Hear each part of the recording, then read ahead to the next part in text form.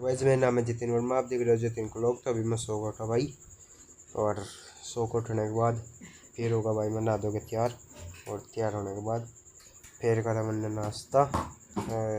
नाश्ता करने के बाद अब चल जाए भाई हम पुखरने। और जी रास्ता और था घने ख़राब, गड्ढे से घने और थे, और फिर पुखरना पहुँच के पी कोल्ड कॉफ़ी। आज पहली बार भाई कोल्ड कॉफ़ी पी, बढ़िया थी।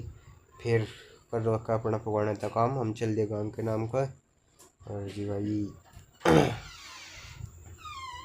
फिर लगा तो मैं फ़ोन और बना के एक वीडियो अपने आप ही।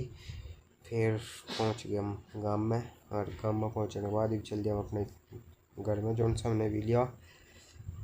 और इसकी चल रही भाई साफ़ सफाई, क्योंकि टूट फूट सी रहा था। और फिर साफ़ सफाई करने के बाद फिर चल दिया हम घर के नाम पे।